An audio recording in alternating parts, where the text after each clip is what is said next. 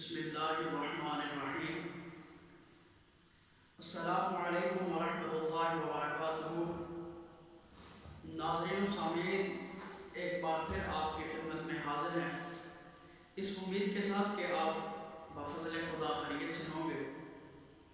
ناظرین و محترم، آج ہم جس موضوع پر بات کرنے کا انتخاب کیا ہے وہ ہے حقوق زوجین قرآن و سنت کی روشنی میں۔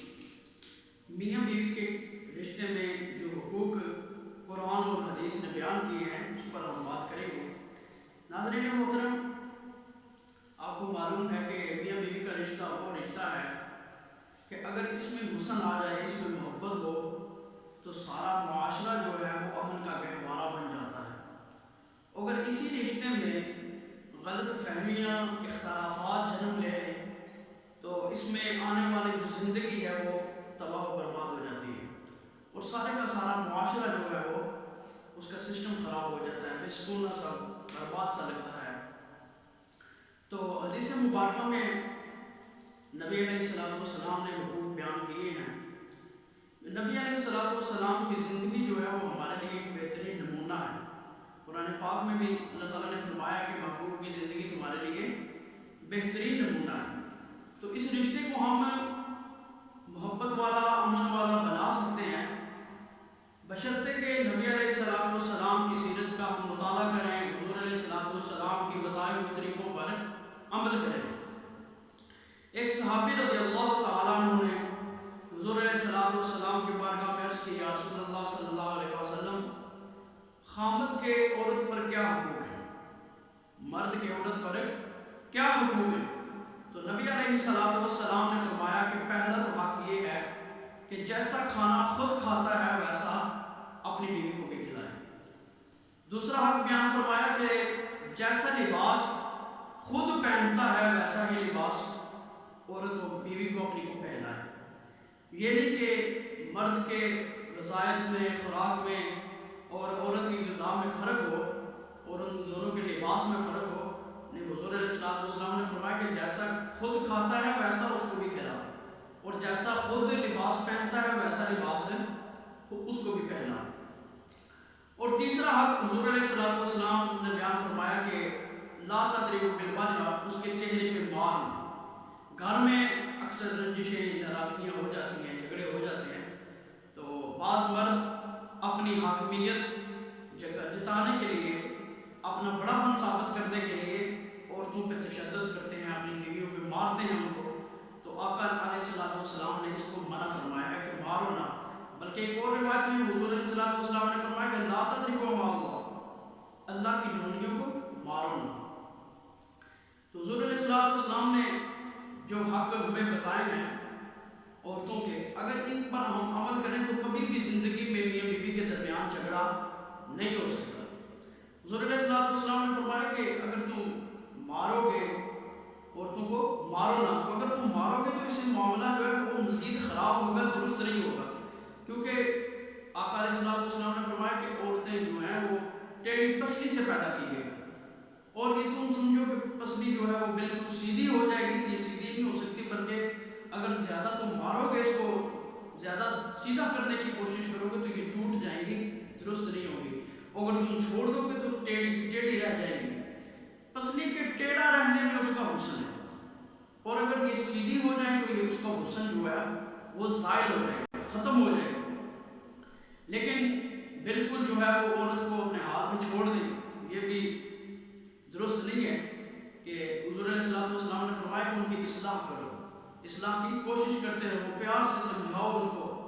تو حضور علیہ السلام نے ایک اور مقام پہ فرمایا کہ اگر اس کی کچھ عادتیں تجھے ناپسند ہیں، اچھی نہیں لگتی، تو کچھ عادتیں اس کی وہ بھی تو ہوں گی جو تجھے پسند ہوں گی۔ مثال کے طور پر خامد اور بیوی کسی مقام پہ جاتے ہیں، سفر پہ جاتے ہیں، تو رستے میں جو ہے وہ بچہ عورت نے اٹھایا ہوتا ہے، حالانکہ خامد اٹھانا چاہیے تھا، خامد تو طاقت والا ہے، لیکن اٹھایا کس نے ہے؟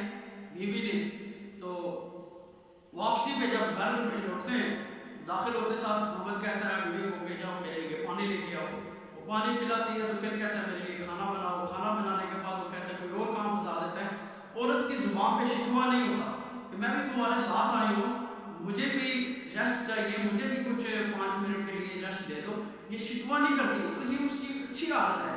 تو آقا علیہ السلام نے فرمایا کہ اس جملے کے اندر غور کرو کہ ساری دنیا کے حسن ایک طرف، لیکن میرے آقا کے اس جملے کے اندر سارا حسن ہے، اس کا حسن ایک طرف ہے۔ اگر اسی ایک جملے پر ہم عمل کر لیں تو ہماری زندگی جو ہے امن کا گہوارہ بن جائے گی۔ حضور علیہ السلام نے فرمایا کہ ساری عادتوں کے مجموعے کو دیکھو، ایک عادت کو نہ دیکھو بلکہ عادتوں کے مجموعے کو دیکھو۔ صرف مثل مکھی کے زخم پہ بیٹھنا نہ سیکھو، کبھی خوشبو پہ بھی بیٹھنا سیکھو، ساری عادتوں کے مجموعے کو دیکھو۔ بعض مرد عورتوں کے ساتھ سمجھتے ہیں کہ ہم بالکل سیریس رہیں، بات نہ کریں، ان سے ہنسی مذاق نہ کریں، یہ اس سے بھی حضور علیہ السلام نے فرمایا کہ یہ اچھی بات نہیں ہے۔ وہ تمہارے لیے ماں باپ بہن بھائیوں کو چھوڑ کے تمہارے پاس آئی ہیں، وہ تمہارے ساتھ رہتی ہیں، تو ان کے ساتھ بھی تم ان کی دل جوئی کیا کرو، ان کے ساتھ ہنسی مذاق کیا کرو۔ حضرت عائشہ رضی اللہ تعالیٰ عنہا فرماتی ہیں کہ میں حضور علیہ السلام کے ساتھ تھی، تو حضور کی عادت تھی کہ جب قافلے پر سفر پہ جاتے تھے تو قافلے سے پیچھے رہتے تھے، قافلے کے ساتھ جب سفر پہ جاتے تھے تو قافلے سے پیچھے رہا کرتے تھے۔ تو ایک دن نبی علیہ السلام اسی طرح جا رہے تھے تو قافلے سے پیچھے رہ گئے، تو حضور نے فرمایا کہ عائشہ دوڑنا لگائیں، تو میں نے کہا جی ہاں یا رسول اللہ لگا لیتے۔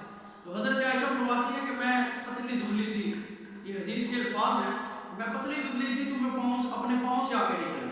اب یہ مقام دیکھیں کہ عورت کے دل میں بھی خامد کا اس طرح ادب ہونا چاہیے کہ حضرت عائشہ نے یہ نہیں کہا کہ میں حضور سے آگے نکل گئی، بلکہ فرمایا کہ میں اپنے پاؤں سے آگے نکل گئی۔ تو حضور علیہ السلام جو ہے وہ اپنے پاؤں سے آگے نکلی تو معاملہ اس پر ختم ہوگا۔ تو ایک اور مقام پر دوبارہ پھر اسی طرح کا موقع ملا تو حضور علیہ السلام نے فرمایا کہ عائشہ آج پھر دوڑنا لگائیں، تو میں نے عرض کیا رسول اللہ جی ہاں لگا دیتے ہیں۔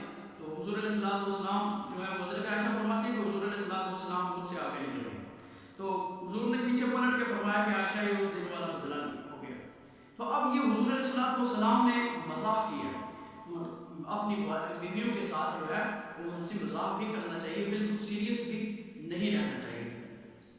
حضرت عائشہ رضی اللہ تعالیٰ عنہ فرماتی ہیں کہ حضور علیہ السلام باہر سے تشریف لائے تو میں نے کہا کہ ہائے میرے سر میں درد ہے، تو نبی علیہ السلام نے فرمایا کہ عائشہ تیرے سر میں درد نہیں ہے، یہ میرے سر میں درد ہے۔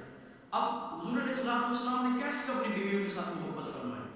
حضور علیہ السلام کا جب وصال ہوا تو حضور کے نکاح میں 9 ازواج تھے، تو 9 ازواج میں سے کسی ایک بیوی کو بھی حضور علیہ السلام پر شکایت نہیں تھی۔ اتنا حضور علیہ السلام نے چاہا حسن خلق کے ساتھ، حسن اخلاق کے ساتھ حضور علیہ السلام نے اپنی بیویوں کو رکھا۔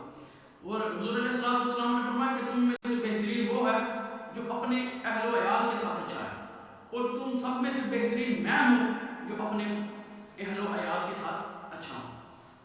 تو ایک اور مقام پر فرمایا کہ تم میں سے کامل ایمان والا وہ ہے جس کا اخلاق اچھا ہے، اور صرف اخلاق باہر والوں کے ساتھ اچھا نہیں ہے، اگر باہر والوں کے ساتھ اخلاق اچھا ہے، گھر والوں کے ساتھ اخلاق اچھا نہیں ہے، گھر میں سیدھے منہ سے بات نہیں کرتا، تو حضور علیہ السلام نے ایسا اخلاق نہیں، بلکہ فرمایا کہ اس کا اخلاق بھی اچھا ہے باہر والوں کے ساتھ اور گھر والوں کے ساتھ بھی، اہل و عیال کے ساتھ بھی اخلاق اچھا ہے، تو پھر جو ہے وہ کامل ایمان والا ہے۔ تو تیسرا حق حضور علیہ السلام نے فرمایا کہ ان کو مارو نہ، اور چوتھا حق حضور علیہ السلام نے بیان فرمایا کہ ان کو گالیاں نہ دو۔ بعض مرد بات ہوتی ہے، جھگڑا ہوتا ہے تو طرح طرح کی گالیاں دینا اپنی بیوی کو شروع کر دیتے ہیں، اس سے نبی علیہ السلام نے منع فرمایا۔ کیوں؟ اس کے ایک جملے کے اندر اتنی حکمت ہے کہ اگر ایک جملے کے اندر ہم ایک جملے پہ عمل کریں تو اسی پر ہم زندگی گزارنا شروع کر دیں تو ہماری زندگی جو ہے وہ سنور جائیں گی۔ حضور علیہ السلام نے فرمایا گالیاں نہ دو۔ گالیاں کیوں نہ دو؟ اس وجہ سے کہ مجھے اور یا آپ کو کسی کو گالی کو دے تو ہمارے دلوں میں اس کی نفرت پیدا ہو جائے گی، تو جب اس کے گالیاں دیں گے جس نے آپ کے ساتھ سفر حاضر میں خوشی غمی میں آپ کے ساتھ رہنا ہے، اس کو جب گالیاں دیں گے تو پھر اس کے جب دل میں نفرت پیدا ہو جائے گی، جب اس کے دل میں نفرت پیدا ہوگی تو آنے والی زندگی کا سسٹم تباہ ہوگا کہ نہیں ہوگا۔ اس لیے حضور نے منع فرمایا کہ گالیاں نہ دو۔ کسی عربی شاعر کا ایک بڑا زبردست شعر ہے کہ جراح اللسان الحتیام ولا یلتام ما جرح اللسان، کہ جو تلوار کا زخم ہے نا یہ بھر جاتا ہے لیکن زبان کا زخم جو ہے وہ بھرتا نہیں ہے، اس لیے زبان کا جو ہے وہ استعمال اچھا ہونا چاہیے۔ وہ کسی شاعر نے کہا تھا کہ دو بول ہی اگر لہجے میں ہو مٹھاس تو دو بول ہی کافی ہیں، انسان کو یہ رہتی ہے یاد محبت کی زبان ہمیشہ. تو انسان کو محبت کی زبان ہمیشہ یاد رہتی ہے. یہ جو گالی گلوچ یا برے الفاظ کے برے القابات سے کسی کو پکارنا یا کسی کو یاد کرنا، یہ اچھی عادت نہیں ہے. اسے حضور علیہ السلام نے منع فرمایا. اور پانچواں حق حضور علیہ السلام نے فرمایا کہ اگر تجھے اس کی کوئی عادت ناپسند ہو تو اس کا جو ہے بستر وہ الگ کر دے.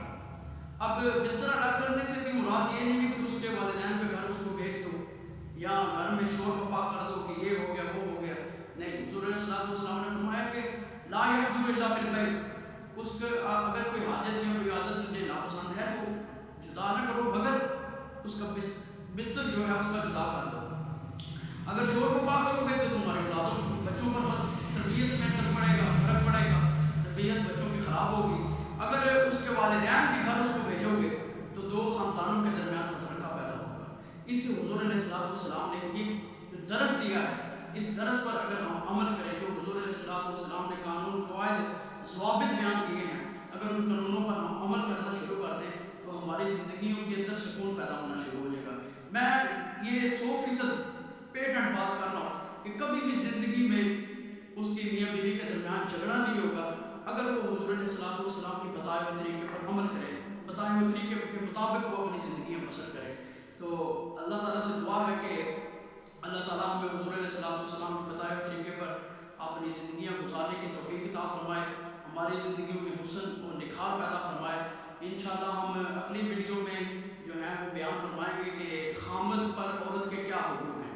امید کرتے ہیں کہ آج کی ویڈیو آپ کو اچھی لگی ہوگی. لائک کریں، اپنی رائے کا ضرور اظہار کیجیے گا. بہت شکریہ. السلام علیکم ورحمۃ اللہ وبرکاتہ.